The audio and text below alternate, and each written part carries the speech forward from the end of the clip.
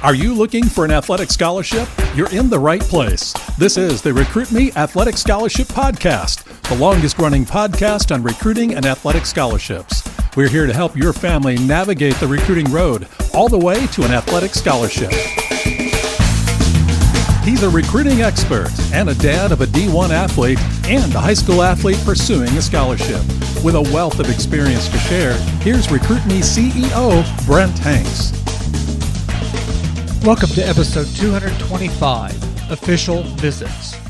One of the many great pieces of information we got out of episodes 223 and 224, an interview with Kevin Easley, a parent of a D1 soccer player and a high schooler being recruited, was that Kevin looked up NCAA rules when the recruiting process got started in their family. Knowing the rules helps you understand the recruiting lingo, understand why coaches are or are not calling, or understanding what questions coaches will ask or what questions you should ask. This episode and the next episode, we are going to cover official and unofficial visits. According to NCAA.org, a visit paid for by the college to a college campus by a college-bound student-athlete or his or her parents is an official visit. A visit paid for by the college-bound student-athlete or their parents is an unofficial visit. So let's cover official visits. During an official visit, the college can pay for transportation to and from the college for the prospect. Lodging and 3 meals per day can be paid for both the prospect and the parents or guardian, as well as reasonable entertainment expenses, including 3 tickets to a home sports event. NCAA bylaws for official visits include a maximum of 5 official visits and only 1 per institution for a high school student-athlete. 5 or more visits are given after October 15th and after completion of high school. This helps JUCO players or transfer students. An official visit shall not exceed 48 hours in length. Before a student-athlete can go on an official visit, they must register with the NCAA Eligibility Center and send their high school academic transcripts. The student-athlete must be placed on an institutional request list with the NCAA Eligibility Center by the college. Here are some more specific rules about the transportation to and from an official visit. The college can pay for the actual round-trip cost for the prospective student-athlete. The round trip can be from any location, but the prospective student-athlete must return to where they originally started. Airfare may not exceed coach and extras, like extra legroom or upgraded coach. Most sports cannot pay for airfare, bus, or train for parents. The prospective student-athlete and parents may receive mileage expenses if they drove together, or the coach can drive the prospective student-athlete to campus, but the 48 hours begins at the student-athlete's pickup. Lodging rules the college must follow say the prospective student-athlete must stay within a 30-mile radius of the campus, and parents, legal guardian, or the PSA's spouse and children can stay with the prospective student-athlete. The college can pay for reasonable meals and transportation to and from campus while the official visit is occurring. The entertainment aspect says the prospective student-athlete and the parents or legal guardians can be provided $40 per day and must be within 30 miles of the campus. The meals for the recruit's entourage do not come out of the $40 per day, and the meals must be comparable to those provided to student-athletes during the academic year. The college can pay for up to 3 meals per day. Meals at the hotel, a local restaurant, or on campus are very common. Part of the entertainment is the complimentary admission to home sports events. A maximum of 3 complimentary admissions are allowed. Also, it must be within a 30-mile radius of the campus. A prospective student-athlete may not receive complimentary admission to a conference tournament or to a postseason competition. A student host may be used, and there are rules for the host too. The college cannot set up personalized recruiting aids or game day simulations or decorative items like balloons or welcome signs at the hotel or the locker room. The NCAA, because of COVID, has suspended D1 in-person recruiting through January 1st, 2021. As of September 1st, 2020, the NCAA Division II and Division III have resumed their regular recruiting visiting rules. Division I men's basketball official visits can start January 1st of the high school junior year, and D1 women's basketball official visits start April 1st of the high school junior year, beginning the Thursday after the women's Final Four. There was a rule update May 1st, 2019, that official visits for all D1 sports can begin August 1st before the high school junior year. Official visits are not allowed during the scheduled dead periods. See each division's recruiting calendar. There are links in the show notes. NCAA Division II has unlimited official visits with the same NCAA rules for the visits. Always ask the coaches any questions you have about official visits, especially with all the COVID-affected adjustments in recruiting. According to NAIA.org, the NAIA does not limit the number of campuses a student-athlete can visit.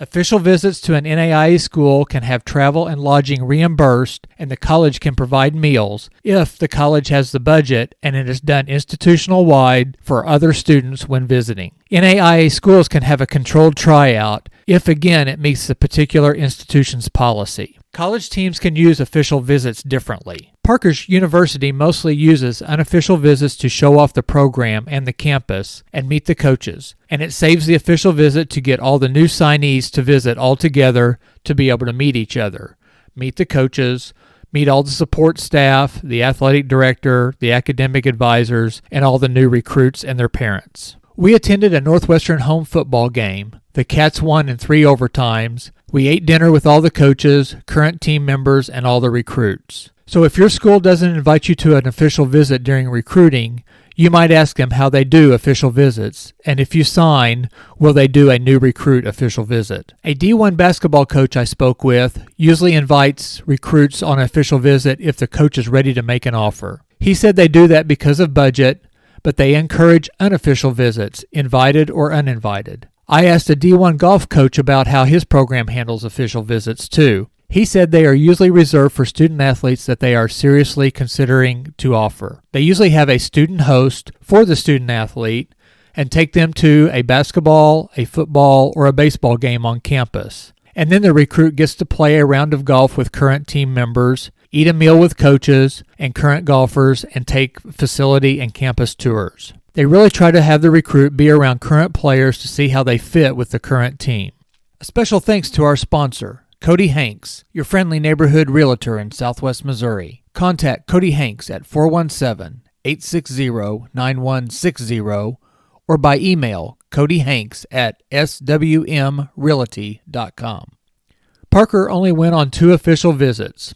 We didn't take advantage of the 5 official visits like we should have. The first one was set up by one of his high school coaches to an upper-level Division II college. We didn't know how any of this worked, but we were excited to go and experience an official visit to a campus. We drove 10 hours to the campus and met the coaches at the baseball field. We got a tour of the baseball facilities, we met all the coaches and some of the players, and then we got to watch a full inter-squad game. One of the coaches took us to the hotel and checked us in. We rested for a bit, cleaned up, and then the coaches picked us up to go eat. Obviously, we visited and got information about the baseball program and the college itself during dinner. Parker did a great job engaging in the conversation, answering and asking questions. The next morning, we did a campus tour. The coaches had a host to take us around campus. We saw a few of the main buildings, met with a couple of department heads and professors in Parker's academic interest, attended daily chapel, and Parker sat with some of the baseball players and I sat with some of the coaches. Luckily, one of the players there was an ex-Ozark High School teammate. We ate lunch at the school's cafeteria and we met with and spoke with one of the heads of academics at the college. All the people we met had done a lot of research on Parker, and we were really impressed by how much they knew about him, both academically and athletically. The coaches continued our tour by showing us the Student Rec Center and the basketball arena and the weight training setup. As our 48 hours came to a close, the head coach made a verbal offer to Parker. He offered a full ride of scholarships. They would see how much academic money Parker qualified for, and then baseball would cover the rest of the cost. They knew Parker would get a majority covered by academics. We told them thanks and that this was our first official visit and experience. And we would talk on the way home and with his mother, and then we drove 10 hours home. Our first official visit was great. It was really exciting and a great learning experience. The second official visit was the new recruit visit to Northwestern, right before Parker signed his national letter of intent with NU. He had verbally committed in September of his senior year of high school. The official visit was in October, and it was set up on a Cats home football weekend. All 7 new recruits and their family were able to come to the visit. Parker's recruiting class had players from California, Texas, Missouri, Illinois, Georgia, Pennsylvania, and Massachusetts. The new recruits had been communicating by text and social media with each other for months before the official visit. So players were super comfortable with each other, and the parents were the strangers to each other. The coaches sent an email with the new recruits weekend information on September 1st. The new recruit weekend was set for October 27th, 28th, and 29th. Remember, an official visit can only last 48 hours. The email spelled out what to do if the player was flying or driving, which airport to go to, and how to get reimbursed for the drive or for a rental car or Uber from the airport. The email also said hotel rooms were booked and what hotel we were staying. Meals were planned and taken care of by the baseball program. On Friday, we were able to meet at the baseball field and watch a practice at 2 p.m., then go to dinner with the team. It was great to talk to upperclassmen throughout the meal and the other new recruits and the new parents. On Saturday, there was a campus tour including dorms, the library, new athletic facilities, the business building, and that's also where we had lunch. We had some meetings with academic advisors, the athletic director, the trainers, and the coaches. They covered the upcoming National Letter of Intent signing procedures, school application processes, summer school options, residential options or dorms set up, and the class scheduling information. We got some snacks, grabbed all our warm clothes, and walked over to the late afternoon football game. The Cats won in 3 overtimes over Michigan State. It was a great game. Nothing was scheduled for Sunday except breakfast on your own at the hotel, where we got to visit with some of the new recruits and families, and then we checked out and headed home. But before we headed out of Evanston, we drove around the downtown area and campus again. I do recommend wearing comfortable shoes and weather-appropriate clothing for an official visit. In closing, official visits are a great way to know if you are a serious recruit. There are many different ways that colleges use their official visits depending on the sport, the level of play, the program's budget, and the program's philosophy. I recommend to use 4 of your official visits if possible and save one for a late run. Ask the coach for an official visit and see if they suggest an unofficial visit instead, and ask them how they use their official visits. Don't get upset if you are not invited on an official visit.